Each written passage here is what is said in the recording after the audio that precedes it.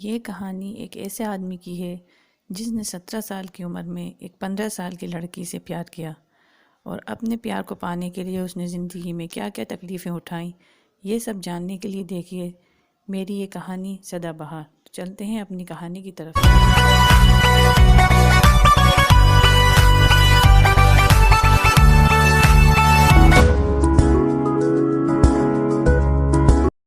بعض حالات میں کھانا سامنے ہوتا ہے مگر بھوک نہیں لگتی، حسن و شباب پہلو میں ہوتا ہے مگر ہوش نہیں ہوتا۔ زیبی سہمی ہوئی سی صفدر کے شانے پر سر رکھے بیٹھی ہوئی تھی۔ صفدر بھی خوف زدہ تھا۔ زیبی کے حسن کو شاعرانہ انداز میں دیکھنے کے بجائے دروازے کی طرف بار بار دیکھ رہا تھا، ادھر سے موت آنے والی تھی۔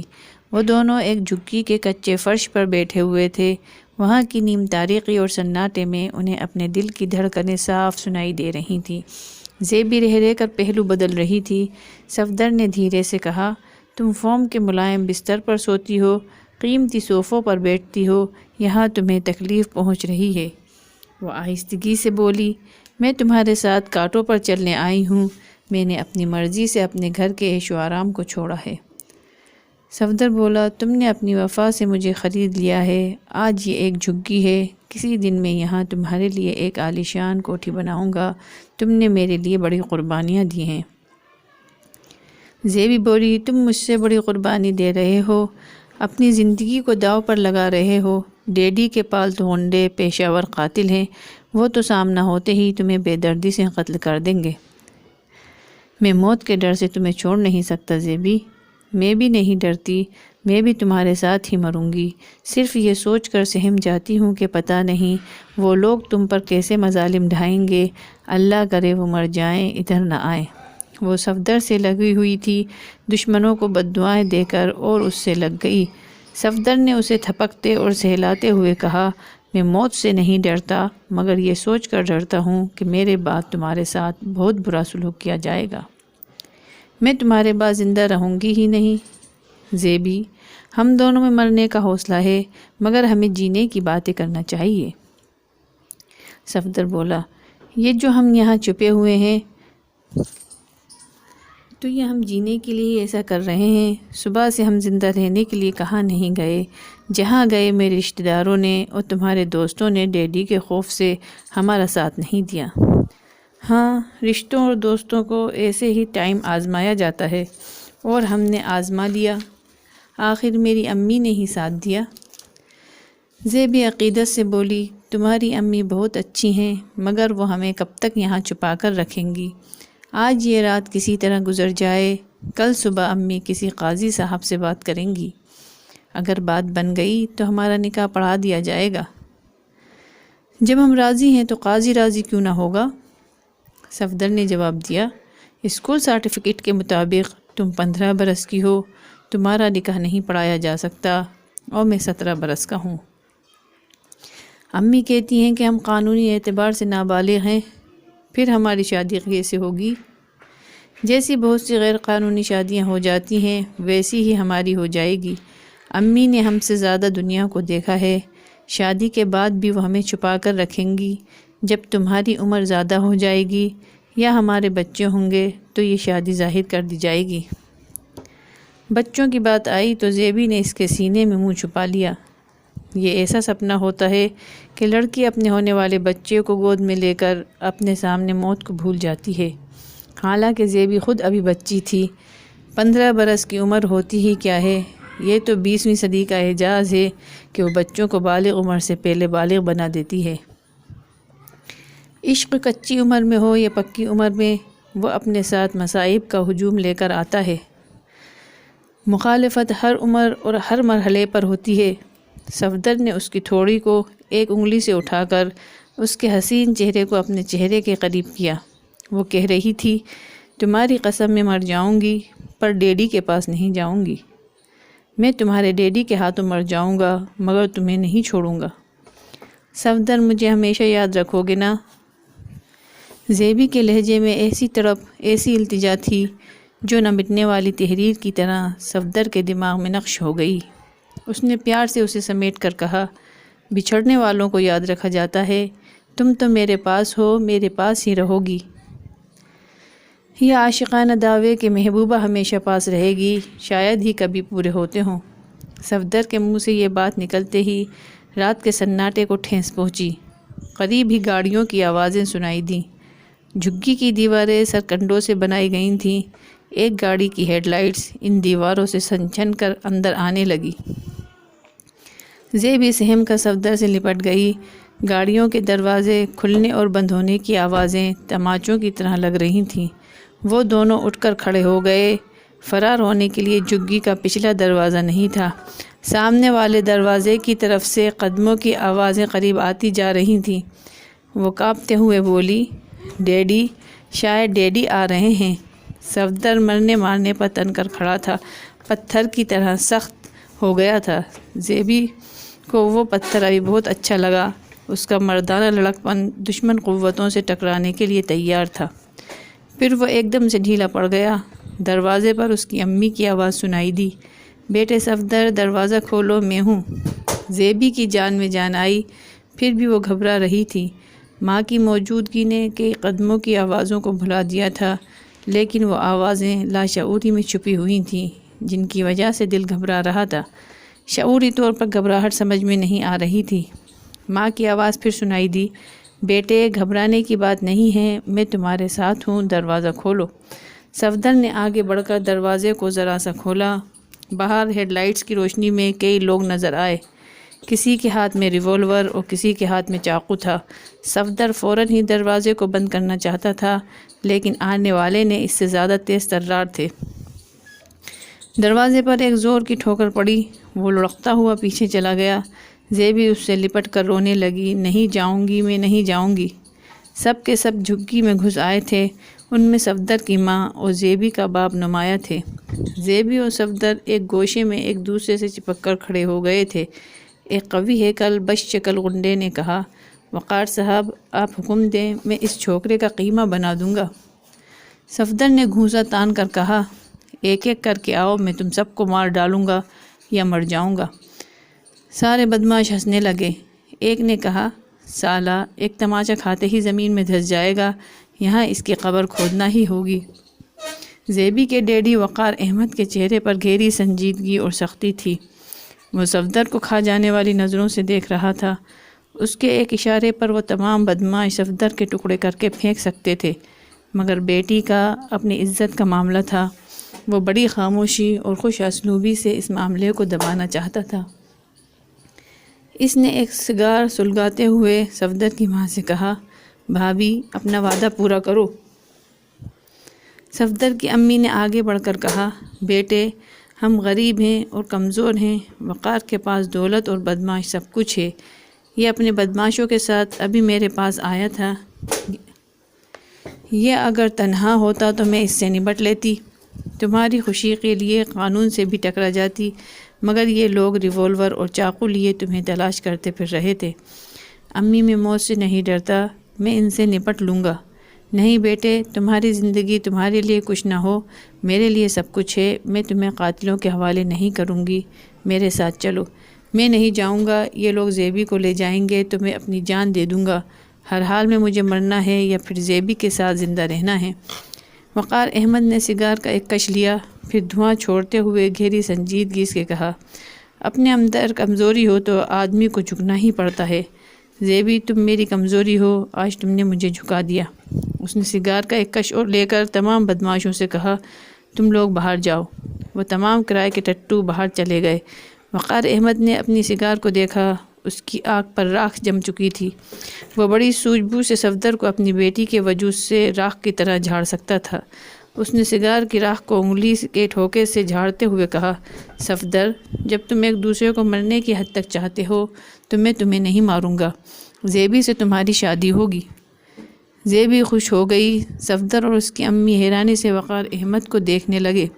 وہ بولا، ہاں بھابھی، جیسا کہ تم جانتی ہو، صفدر کا باپ میرا گہرا دوست تھا۔ میں دولت کے غرور میں دوستی کو بھول گیا تھا، مگر یہ بچے اس دوستی کو پھر سے ایک نئے رشتے میں بدلنا چاہتے ہیں، مجھے یہ منظور ہے۔ زیبی دوڑ کر آئی اور باپ کے بازو سے لگ گئی۔ صفدر کی امی نے خوش ہو کر کہا، وقار، تم دشمنی کو دوستی میں بدل رہے ہو، مجھے یقین نہیں آ رہا ہے۔ یقین آ جانا چاہیے میں ایک انسان ہوں، غلطی کر سکتا ہوں اور غلطی پر پچھتا بھی سکتا ہوں۔ سب جانتے ہیں اور مانتے ہیں کہ میری بات پتھر کی لکیر ہوتی ہے۔ میری بیٹی تمہاری بہو بنے گی مگر شادی کی عمر کو پہنچنے کے بعد۔ صفدر نے تڑپ کر کہا، نہیں، یہ آپ ہمیں بہلا رہے ہیں۔ وقار احمد نے کہا، بزرگوں کے درمیان بچوں کو نہیں بولنا چاہیے، ابھی تم دونوں کے پڑھنے لکھنے کی عمر ہے۔ یوں بھی مرد کو پہلے اپنے پیروں پر کھڑے ہو کر سوسائٹی میں کوئی مقام حاصل کرنا چاہیے۔ تم خود کو زیبی کے قابل بناؤ، اس وقت تک میں اپنے وعدے پر قائم رہوں گا۔ صفدر کی امی نے کہا، بیٹے، وقار ٹھیک کہہ رہا ہے، ایسا کرتے ہیں کہ تم دونوں کی منگنی کر دیتے ہیں، بات پکی ہو جائے گی تو تم دونوں دل لگا کر تعلیم حاصل کرو گے۔ صفدر نے زیبی کو سوالیہ نظروں سے دیکھا۔ زیبی نے شرما کر سر کو جھکا لیا، پھر ہولے سے یوں سر ہلایا جیسے کہہ رہی ہو مان جاؤ۔ وہ مان گیا۔ وقار احمد نے کہا، اگلے ہفتے کی شام کو منگنی کی رسم ادا کی جائے گی، زیبی چلو۔ وہ بیٹی کا ہاتھ پکڑ کر اسے جھگی سے باہر لے گیا۔ صفدر کے لیے وہ رات گزارنا مشکل ہو گیا۔ ماں اسے جھگی میں واپس لے آئی، خود سونے تک اسے سمجھاتی رہی، بیٹا پڑھنے لکھنے میں دل لگاؤ، تمہارا باپ بہت دور اندیش تھا، 6000 گز کا پلاٹ ہمارے لیے چھوڑ گیا ہے، کہتا تھا صفدر کی ماں، سوسائٹی کا علاقہ آگے چل کر بہت ترقی کرے گا، ہمارا پلاٹ سونے کے بھاؤ بکے گا۔ بیٹے، وہاں جو جھگی بنی ہوئی ہے، تم اپنی محنت سے اس کی جگہ شاندار کوٹھی اور دکانیں بناؤ، پھر ہمارے پاس بھی دولت ہوگی۔ زیبی سے شادی کرنے کے لیے ان کے برابر ہونا ضروری ہے۔ صفدر ماں کی باتیں سنتا رہا اور خیال ہی خیال میں جھگی کی جگہ زیبی کے لیے شیش محل تعمیر کرتا رہا۔ دوسری طرف زیبی کی آنکھوں سے بھی نیند اڑی ہوئی تھی۔ اس کی خوابگاہ کے باہر وقار احمد کھڑکی کے پاس کھڑا ہوا اسے دیکھ رہا تھا۔ وہ بستر پر ادھر سے ادھر کروٹ بدل رہی تھی۔ وقار احمد کا دماغ کہہ رہا تھا، یہ اتنی سی عمر میں بدل گئی ہے، یہ اب بچی نہیں رہی۔ وہ ماں باپ احمق ہوتے ہیں جو جوان ہونے والے بچوں کو بچہ ہی سمجھتے رہتے ہیں۔ زیبی سر جھکائے سوچ رہی تھی، شرما رہی تھی، پھر اس نے اپنے سینے پر ہاتھ رکھ لیا۔ باپ کا تجربہ چیخنے لگا، اس کی شادی فوراً ہی کر دینا چاہیے، نہیں تو پھر یہ گھر سے بھاگ جائے گی۔ کیا جس کے لیے گھر سے بھاگ گئی تھی اس سے شادی کر دی جائے؟ نہیں، وہ سوچتا ہوا کھڑکی کے پاس سے ہٹ گیا۔ اس لڑکے کو میں یہاں قدم رکھنے نہیں دوں گا، بدماش نے میری بیٹی کا دماغ خراب کر دیا ہے۔ اگر میں اس کی ماں کو اس کے قتل کی دھمکی نہ دیتا تو میری عزت خاک میں مل چکی ہوتی۔ وہ ایک کمرے سے گزرتے ہوئے ایک قد آدم آئینے کے سامنے ٹھٹک گیا۔ آئینے میں اس کا عکس ہنس رہا تھا، اس سے کہہ رہا تھا، تیری عزت خاک میں ملے نہ ملے، ہاں تیری بیٹی کے ذریعے تیری دولت اس کے ہاتھ میں چلی جائے گی۔ اور یہ دولت تیری کب ہے؟ کیا تو نے صفدر کے باپ کو دوست بنا کر دھوکہ نہیں دیا تھا؟ یہ جھوٹ ہے، اس نے غصے سے کہا۔ آئینے کی سطح پر صفدر کا باپ نظر آیا۔ وہ کہہ رہا تھا، مجھے پہچانو، میں صفدر کا باپ ہوں، تمہارا دوست ہوں حیدر علی شاہ۔ میں نے تمہیں دوست سمجھ کر کاروبار کی طرف سے آنکھیں بند کر لیں۔ تم نے کبھی نفع دیا، کبھی نقصان سمجھایا، خود دوسری کمپنیوں کے شیئر چپ چاپ خریدتے رہے، میرے منافع سے دوسرا کاروبار کرتے رہے، مجھے اس کی ہوا بھی لگنے نہیں دی۔ پھر ایک دن تم نے منحوس خبر سنائی کہ ہمارا کاروبار گھاٹے میں جا رہا ہے اور ہم لاکھوں روپے کے قرض دار ہو گئے ہیں۔ میں صدمے سے مر گیا۔ ہاں، میں مر چکا ہوں، مگر میرا بیٹا زندہ ہے، وہ تم سے کاروبار کا منافع نہیں، رشتہ مانگ رہا ہے۔ وقار احمد آئینے سے دور پیچھے ہٹنے لگا۔ نہیں، اس لڑکے کے اندر تمہاری روح سما گئی ہے۔ جو دولت میں نے تم سے حاصل کی تھی، وہی دولت وہ زیبی سے شادی کر کے چھین لینا چاہتا ہے۔ میں ایسا نہیں ہونے دوں گا، اس سے پہلے ہی میں زیبی کا گلا گھونٹ کر مار ڈالوں گا۔ وہ تیزی سے چلتا ہوا ٹیلی فون کے پاس آیا، پھر ریسیور اٹھا کر نمبر ڈائل کرنے لگا۔ دوسری طرف رابطہ قائم ہوا، آواز آئی، ہیلو۔ وقار احمد نے کہا، دلاور، میں بول رہا ہوں۔ اوہ انکل، آپ اتنی رات کو؟ آپ حکم دیں، میں آپ کے قدموں میں حاضر ہو جاؤں گا، میری جان کی ضرورت ہوگی، جان دے دوں گا۔ وقار احمد نے ڈانٹ کر کہا، چاپلوسی نہیں، کل صبح 10 بجے میرے وکیل کے پاس پہنچ جاؤ، میں بھی وہاں پہنچ جاؤں گا۔ اس لڑکی نے ثابت کر دیا ہے کہ سیدھی انگلی سے گھی نہیں نکلے گا۔ تھینک یو انکل، میں ٹیڑھی انگلی سے نکال لوں گا۔ تمہارا تحریری معاہدہ جو کچھ ہوگا وہ تمہیں یاد ہے؟ جی ہاں، میں زیبی کی مہر کی رقم 5 لاکھ روپے لکھوں گا، حالانکہ میں 5 پیسے کا آدمی نہیں ہوں، لیکن آپ مجھے اپنی زیبی کا پابند بنا کر رکھنا چاہتے ہیں۔ شادی کے بعد آپ مجھے 50,000 روپے جیب خرچ دیا کریں گے، اس کے علاوہ میں آپ سے زیبی سے ایک نیا پیسہ بھی نہیں مانگوں گا۔ زیبی کے بچے آپ کی دولت اور جائیداد کے وارث ہوں گے۔ اگر میں فرما بردار گھر داماد ثابت ہوا تو آپ تھوڑی سی خیرات مجھے بھی دے دیں گے۔ بس صبح آ جانا۔ یہ کہتے ہی وقار احمد نے ریسیور رکھ دیا۔ دوسری تو صبح اس نے بیٹی سے کہا، چلو میں تمہیں اسکول پہنچا دوں گا۔ ڈیڈی کہ آج ڈرائیور نہیں آیا ہے، مگر میں جانتا ہوں صفدر کہیں راستے میں تمہارے لیے کھڑا ہوگا۔ میں نہیں چاہتا کہ ڈرائیور یہ تماشا دیکھے۔ زیبی نے سر جھکا لیا۔ جب وہ باپ کے ساتھ کار کی اگلی سیٹ پر بیٹھ کر کوٹھی کے احاطے سے نکلی تو صفدر سچ مچ راستے کے کنارے کھڑا ہوا تھا۔ وقار احمد نے گاڑی روکتے ہوئے کہا، دروازہ کھولو، اسے بیٹھنے کے لیے کہو۔ زیبی نے خوش ہو کر دروازہ کھولتے ہوئے کہا، آ جاؤ، ڈیڈی کہہ رہے ہیں۔ وہ جھجکتے ہوئے آ کر زیبی کے پاس بیٹھ گیا۔ دروازہ بند کر دیا، گاڑی آگے بڑھ گئی۔ کار میں تینوں خاموش بیٹھے تھے۔ صفدر زیبی سے بہت سی باتیں کرنے آیا تھا، لیکن وقار احمد نے مہربانی کر کے بڑا ظلم کیا تھا۔ جو لوگ دنیا دیکھ چکے ہوتے ہیں وہ بڑے پیار سے مہربانیاں کر کے پیار کی زبان بند کر دیتے ہیں۔ زیبی اسے کن اکھیوں سے کبھی کبھی دیکھتی رہی۔ اس نے دل کی زبان سے کہا، میں نے کروٹیں بدل بدل کر رات گزاری ہے، کیا میری آنکھیں تمہیں بتا رہی ہیں؟ صفدر کی دل کی زبان نے کہا، کیا بتاؤں، کل کیسی قیامت کی رات تھی۔ وہ رات مجھے دنیا سے گزار دینا چاہتی تھی، لیکن میں نے اسے گزار دیا۔ صبح ہوتے ہی دوڑا ہوا تمہاری کوٹھی کے سامنے چلا آیا۔ جب تک تم میری دلہن نہیں بنو گی میں تمہارے لیے دوڑتا ہی رہوں گا۔ دونوں کے دل کی باتیں دل ہی میں رہیں۔ اسکول آ گیا۔ زیبی نے کار سے اترتے وقت حسرت سے صفدر کو دیکھا۔ اگر ڈرائیور ہوتا تو وہ اسکول نہ جاتی، ڈرائیور کو رشوت دے کر صفدر کے ساتھ کسی گارڈن میں وقت گزارتی، اس سے خوب جی بھر کے باتیں کرتی، لیکن باپ کی موجودگی میں اسے سر جھکا کر اسکول کی عمارت میں داخل ہونا پڑا۔ اس کے جانے کے بعد وقار احمد نے صفدر سے کہا، بیٹھو، میں شہر میں کہیں تمہیں ڈراپ کر دوں گا۔ وہ دوبارہ بیٹھ گیا۔ کار آگے بڑھ گئی۔ وقار احمد نے پوچھا، کیا تم اس بات کو نہیں سمجھتے کہ شادی سے پہلے زیبی کے پیچھے بھاگو گے تو ہماری بدنامی ہوگی؟ میں سمجھتا ہوں، مگر پتہ نہیں ایسا کیوں ہوتا ہے۔ میں آپ اس کے لیے بھاگا چلا آتا ہوں۔ اس نے کچھ سوچنے کے بعد کہا، اگر دن میں ایک بار تم دونوں کو 1 گھنٹے کے لیے ملنے کا موقع دیا جائے تو یہ بھاگ دوڑ ختم ہو جائے گی۔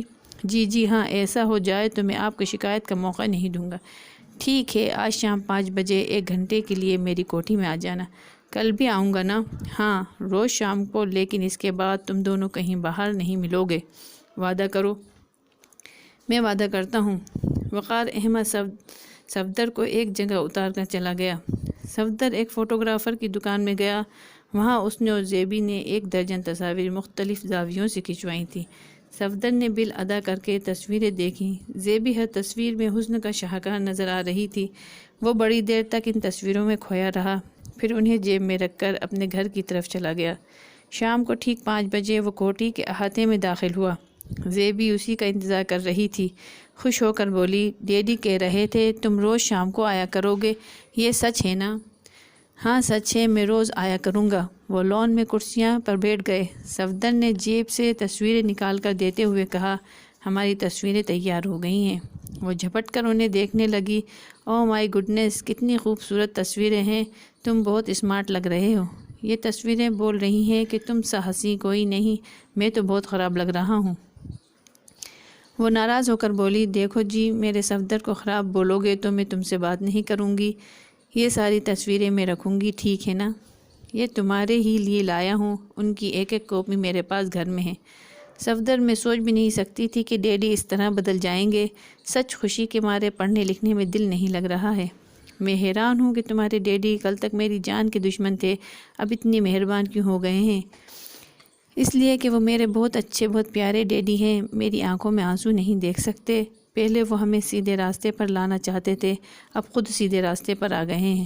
اتنے میں وقار احمد کی گاڑی احاطے میں آ کر رکی اور پورچ میں آ کر رک گئی۔ وہ کار سے اتر کر ان کی طرف آتے ہوئے بولا، زیبی، کل صبح ہم بائی پلین پشاور جائیں گے، پھر وہاں سے باڑے پہنچ کر شاپنگ کریں گے۔ زیبی نے باپ کی اس اچانک فیصلے سے پریشان ہو کر صفدر کو دیکھا، پھر کہا، ڈیڈی، شاپنگ کے لیے اتنی دور جانے کی کیا ضرورت ہے؟ وہ تو یہاں بھی ہو سکتی ہے۔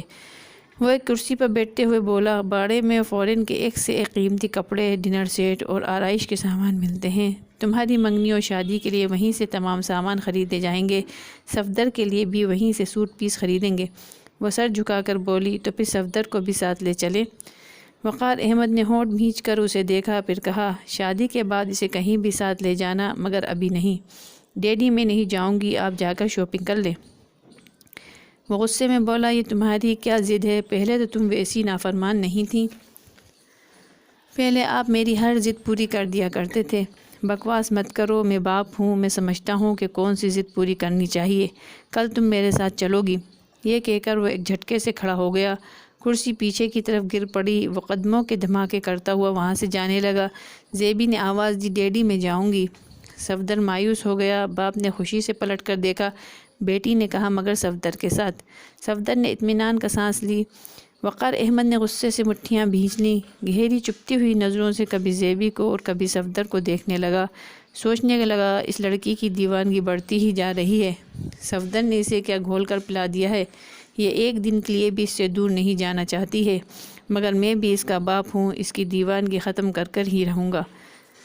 سوچنے کے دوران اس نے غصے کو ضبط کر لیا، اپنی مٹھیاں کھول دیں، پھر نرم لہجے میں بولا، صفدر کو ابھی روک لو، یہ رات کا کھانا ہمارے ساتھ کھائے گا، اس وقت تک میں فیصلہ کروں گا کہ تم دونوں کو باڑے لے جایا جائے یا یہیں شاپنگ کی جائے۔ Thank you daddy. وہ تیزی سے پلٹ کر کوٹھی کے اندر چلا گیا۔ صفدر کرسی کھسکا کر زیبی کے پاس آیا، پھر اس کے ہاتھ کو اپنے ہاتھوں میں لے کر بولا، یو آر گریٹ، تم نے میرے بغیر جانے سے انکار کر دیا۔ میں تمہارے بغیر جنت میں جانے سے بھی انکار کر دوں گی۔ میں بتا نہیں سکتی کہ تم سے دور رہ کر مجھے کیا ہونے لگتا ہے۔ مجھے ایسا لگتا ہے کہ تم نہیں ہو تو میرے اندر کچھ بھی نہیں ہے، جان بھی نہیں ہے۔ ہاں سچی مجھے بھی ایسا ہی لگتا ہے زیبی، خدا دیکھ رہا ہے، وہ ہمیں کبھی بچھڑنے نہیں دے گا، ہم ہمیشہ ساتھ رہیں گے۔ کوٹھی کے اندر ڈرائنگ روم میں وقار احمد کھڑکی کے پاس کھڑا ہوا باہر لون میں انہیں دیکھ رہا تھا اور اپنے کان سے ریسیور لگائے کہہ رہا تھا، پانی سر سے اونچا ہو گیا ہے، زیبی نے صفدر کے بغیر باڑے جانے سے انکار کر دیا ہے۔ یہ کہہ کر وہ خاموش ہو گیا، دوسری طرف کی باتیں سننے لگا، پھر اس کے بعد بولا، پہلے میں نے بھی یہی سوچا کہ صفدر کو ساتھ لے جاؤں، وہاں جو کچھ ہوگا اس کے سامنے ہوگا، تو پھر جو ہونا ہے یہاں کیوں نہ ہو جائے۔ نہیں انکل، دوسری طرف سے دلاور کی آواز سنائی دی، یہاں آپ کی عزت کا معاملہ ہے، ان دونوں میں سے اگر ایک بھی ہمارے قابو سے باہر ہوتا تو یہاں ایک ہنگامہ کھڑا ہو جائے گا۔ پھر یہ کہ نکاح کے بعد زیبی کسی دن بھاگ کر پھر صفدر اور اس کی ماں کے پاس جا سکتی ہے، وہ ویرانہ ہی ٹھیک ہے، وہاں کو زیبی کو کوئی پناہ دینے والا نہیں ملے گا، آپ حکم دیں تو صفدر کو وہیں ٹھکانے لگا دیا جائے گا۔ نہیں، میں خون خرابے سے باز رہنا چاہتا ہوں، کبھی بات کھلے گی تو میں قاتل کہلاؤں گا، میں صرف اپنی بیٹی کو اس سے دور کرنا چاہتا ہوں، تم سے شادی کے بعد رفتہ رفتہ اس کا مزاج بدل جائے گا۔ یاد رکھو صفدر یہاں سے میرے ساتھ جائے گا، مگر وہ اپنی ماں کے پاس واپس نہ پہنچا تو اس کے اغوا اور قتل کا ذمہ دار میں ٹھہرایا جاؤں گا، اس لیے وہاں اسے جانی نقصان نہ پہنچانا، سمجھ گئے؟ تم ابھی روانہ ہو جاؤ، ہم کل وہاں پہنچیں گے۔ یہ کہہ کر اس نے ریسیور رکھ دیا۔ کھڑکی کے باہر وہ دونوں لان میں نظر نہیں آ رہے تھے۔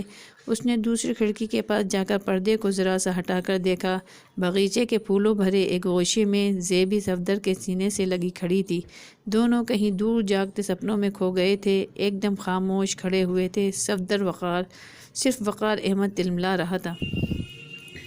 وہ پہاڑی علاقہ جنت کی مثال پیش کر رہا تھا۔ کراچی کے خشک علاقے سے وہاں پہنچ کر زیبی اور صفدر کو یہی محسوس ہو رہا تھا کہ ان کے لیے زمین پر جنت بچھا دی گئی ہے، ہر طرف ہریالی تھی، اونچے پہاڑوں پر درخت اتنے اونچے تھے جیسے آسمانوں کو چھو رہے ہوں، سفید بادل ان سے لپٹ لپٹ کر گزرتے تھے۔ زیبی پھولوں کی اس حسین وادی میں صفدر کے ساتھ ہنستی کھیلتی رہی۔ جب اندھیرا پھیلنے لگا تو وہ دونوں ڈاک بنگلے میں واپس آ گئے۔ وقار احمد نے انہیں یہ سمجھایا تھا کہ وہ یہاں قدرتی مناظر سے لطف اندوز ہونے آئے ہیں، وہاں سے واپسی پر وہ باڑے جائیں گے۔ ویسے منصوبہ کچھ اور تھا۔ آج رات دلاور کسی وقت ڈاکو بن کر آنے والا تھا، اس کے ساتھ ایک قاضی صاحب اور چند کرائے کے نقاب پوش ہوتے۔ دلاور ریوالور کی نال وقار احمد کی کنپٹی پر رکھ کر کہتا کہ وہ شام کے وقت زیبی کو وادی میں دیکھ کر اسے پسند کر چکا تھا، اب اس سے نکاح پڑھوا کر اسے ساتھ لے جانے آیا ہے، اگر زیبی انکار کرے گی تو اس کے باپ کو گولی مار دی جائے گی۔ صفدر کے لیے سوچ لیا گیا تھا کہ اچانک اس کے سر پر ضرب لگا کر اسے بے ہوش کر دیا جائے گا تاکہ اطمینان سے زیبی کے ساتھ نکاح پڑھایا جا سکے۔ وہ اپنے باپ اور اپنے محبوب کی جان بچانے کے لیے دلاور کے نکاح میں جانا قبول کر لے گی۔ یہ ایک ڈرامہ بھی تھا اور حقیقتاً نکاح بھی پڑھایا جانے والا تھا۔ وقار احمد یہ گوارا نہ کرتا کہ اس کا داماد دلاور نکاح کے بغیر اس کی بیٹی کو لے جائے۔ دلاور اسے بیوی بنانے کے بعد جہاں لے کر جانے والا تھا، اس کے ساتھ زندگی گزارنے والا تھا، وہ جگہ وقار احمد دیکھ چکا تھا۔ وہ تحریری معاہدے کے ذریعے دلاور کو اپنے شکنجے میں رکھے ہوئے تھا۔ دلاور کسی طرح بھی نہ فریب دے سکتا تھا، نہ زیبی کی زندگی کو برباد کر سکتا تھا۔ ڈرامے کے اختتام پر جب صفدر کو ہوش آتا تو وقار احمد رسیوں سے بندھا ہوا نظر آتا۔ وہ پریشان ہو کر رو رو کر صفدر کو بتاتا کہ زیبی کو ڈاکو اٹھا کر لے گئے ہیں۔ وقار احمد جانتا تھا کہ اس کے بعد صفدر دیوانہ وار زیبی کو تلاش کرتا رہے گا، مگر دیوان کی ساری عمر نہیں رہتی، وقت بڑے بڑے زخم بھر دیتا ہے۔ اسی طرح زیبی ناپسندیدہ شوہر سے کچھ دن اختلاف رکھے گی، پھر حالات سے مجبور ہو کر سمجھوتا کر لے گی۔ ایک وقت آئے گا کہ زیبی اور صفدر کا عشق ابتدائی جوانی کی بھول بن کر رہ جائے گا۔ انہوں نے ڈاک بنگلے کے ایک کمرے میں رات کا کھانا کھایا۔ زیبی اور صفدر خوب ہنس بول رہے تھے، وقار احمد بھی مسکرا رہا تھا۔ کھانے کے بعد اس نے ڈاک بنگلے کے ملازم کو چائے لانے کے لیے کہا، حالانکہ وہ رات کو چائے نہیں پیتا تھا، لیکن اس رات وہ داماد ڈاکو کے انتظام میں چائے پی کر جاگنا چاہتا تھا۔ ملازم برتن سمیٹ کر لے گیا، پھر کافی دیر ہو گئی، وہ چائے لے کر واپس نہیں آیا۔ وقار احمد نے کہا، صفدر ذرا جا کر دیکھو وہ بوڑھا کہاں مر گیا ہے، چائے لانے میں اتنی دیر نہیں ہوتی۔ صفدر اپنی جگہ سے اٹھ کر کمرے سے باہر برآمدے میں آیا۔ برآمدے کے اندھیرے میں اچانک اس کے سر پر ایک ضرب لگی، اس کی آنکھوں کے سامنے تارے ناچ گئے، وہ اوندھے منہ برآمدے کی سیڑھی پر گر پڑا، پھر لڑکتا ہوا کچی زمین پر پہنچ کر بے ہوش ہو گیا۔ زیبی نے اس کے کرہنے کی آواز سنی تھی، وہ اچھل کر کھڑی ہو گئی۔ اس سے پہلے کہ وہ باہر جاتی، کچھ لوگ رائفلیں لیے کمرے کے اندر گھس آئے۔ ان کے سروں پر پگڑیاں تھیں، پگڑی کے ایک پلے سے انہوں نے اپنے چہروں کو ڈھانپ رکھا تھا، صرف ان کی خوفناک آنکھیں کھلی ہوئی تھیں۔ زیبی نے ایک چیخ ماری، اس نے اس کے منہ پر ہاتھ رکھ کر اسے قابو میں کیا۔ دوسرے دو ڈاکو وقار احمد کو قابو میں کر کے رسیوں سے باندھ رہے تھے۔ باقی دو ڈاکو سامان کی تلاشی لے رہے تھے۔ انہیں بریف کیس میں 2,000 کی بہت ساری گڈیاں ملیں۔ ایک سوٹ کیس سے زیبی کے زیورات ہاتھ آئے، اس کے منہ اور ہاتھوں کو بھی باندھ دیا گیا تھا۔ یہ صرف 15-20 منٹ کا کھیل تھا۔ کھیل کے اختتام پر ڈاکو جاتے وقت زیبی کو کندھے پر لاد کر لے گئے۔ وقار احمد آنکھیں پھاڑ پھاڑ کر دیکھتا رہ گیا۔ اس کا منہ اور ہاتھ پاؤں ایسی سختی سے بندھے ہوئے تھے کہ وہ چیخ سکتا تھا نہ حرکت کر سکتا تھا۔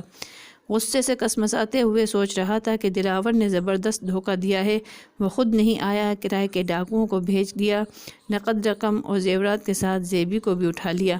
بدماش کمینہ نمک حرام! وہ دل ہی دل میں گالیاں دے رہا تھا۔ اس کا خیال تھا کہ رسیوں سے آزاد ہوتے ہی وہ دلاور کو ڈھونڈ نکالے گا، اپنی بیٹی کو واپس لانے کے بعد اس نمک حرام کو عبرتناک سزا دے گا۔ اتنے میں برآمدے کی چوبی پر فرش پر قدموں کی آواز سنائی دی۔ صفدر لڑکتا ہوا دروازے کی چوکھٹ سے لگ گیا، اس کے سر سے بہتا ہوا خون چہرے پر پھیر رہا تھا۔ اس نے کرراتے ہوئے پوچھا، زیبی کہاں ہے؟ وقار احمد کا منہ بندھا ہوا تھا۔ اس نے آگے بڑھ کر منہ پر بندھے کپڑے کو کھولا، پھر منہ میں ٹھوسے ہوئے کپڑے کو نکالا۔ وقار احمد نے لرزتی ہوئی آواز میں کہا، مجھے جلدی کھولو، ڈاکو زیبی کو اٹھا کر لے گئے ہیں۔ نہیں، صفدر نے چیخ کر کہا، زیبی کو کوئی نہیں لے جا سکتا۔ وہ پلٹ کر دروازے کی طرف بھاگا، میری زیبی کو مجھ سے کوئی نہیں چھین سکتا۔ وہ زیبی کو پکارتا ہوا دوڑتا ہوا وہاں سے چلا گیا۔ وقار احمد نے چیخ کر کہا، ارے کہاں جا رہے ہو؟ پہلے مجھے کھولو، میں پولیس والوں سے رابطہ قائم کروں گا۔ صفدر، ارے صفدر کے بچے، لعنت ہے تیری دیوانگی پر۔ وہ چپ ہو گیا۔ اس دیوانے کی آواز رات کی تاریکی اور سناٹے میں گونج رہی تھی، زیبی، زیبی۔ زیبی کا نام پہاڑوں کی پستیوں سے بلندیوں تک تھرا رہا تھا، ایک عاشق کے دل کو مار رہا تھا اور ایک باپ کے دل کو تڑپا رہا تھا۔ صفدر کی آواز دور ہوتی جا رہی تھی، اندھیرے میں ڈوبتی جا رہی تھی، جانے وہ دیوانہ کتنے دور بھٹکنے چلا گیا تھا۔ پھر وہ پکار ختم ہو گئی، چاروں طرف موت کا سناٹا چھا گیا تھا۔ وقار احمد کا چہرہ زرد پڑ گیا تھا، وہ آنکھیں پھاڑے منہ کھولے گمسم بیٹھا ہوا تھا۔ پتہ نہیں کتنا وقت گزرا ہوگا کہ باہر برآمدے میں بہت سارے قدموں کی آوازیں سنائی دیں، پھر کمرے میں کتنے ہی نقاب پوش گھسائے۔ ایک کے ہاتھ میں ریوالور تھا، باقی لوگوں کے ہاتھوں میں لاٹھیاں اور چاقو تھے۔ ایک قاضی صاحب بھی رجسٹر پکڑے ہوئے تھے۔ ایک نے ادھر ادھر دیکھنے کے بعد آہستگی سے پوچھا، انکل یہ کیا ہے؟ آپ بندھے ہوئے ہیں، زیبی اور صفدر کہاں ہیں؟ وقار احمد نے غصے سے کہا، نمک حرام، پہلے دوسروں سے میری بیٹی کو اٹھوا لیا، اب پوچھنے آیا ہے کہ وہ کہاں ہے؟ ارے توبہ توبہ، یہ آپ کیا کہہ رہے ہیں؟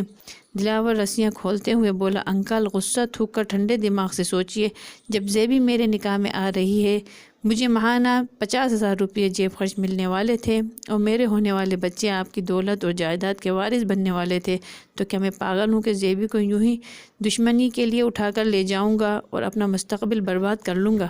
یہ بات وقار احمد کی سمجھ میں آ گئی کہ وہ جو ڈرامہ کھیلنے والا تھا قدرت نے اسے سچ کر دکھایا ہے۔ وہ اپنے دونوں گالوں پر تھپڑ مارتے ہوئے چیخ پڑا، ہائے میری بچی، تجھے کون اٹھا کر لے گیا؟ ہائے تجھے کہاں ڈھونڈوں؟ وہ اپنے سر کے بال نوچنے لگا۔ کیا حقیقت میں ڈاکو زیبی کو اٹھا کر لے گئے تھے یا پھر یہ دلاور کی کوئی چال تھی؟ کیا صفدر کو زیبی ملے گی؟ یہ سب جاننے کے لیے دیکھیے سدا بہار کا دوسرا ایپیسوڈ میرے اگلے ویڈیو میں۔ میرے اس ویڈیو کو لائک شیئر کریں اور میرے چینل مائی شائنی رینبو کو سبسکرائب کریں اینڈ پریس نوٹیفیکیشن بیل، جس سے میری آنے والی ویڈیو آپ کو ملتی رہیں۔ تو ملتے ہیں اگلے ویڈیو میں۔ اللہ حافظ۔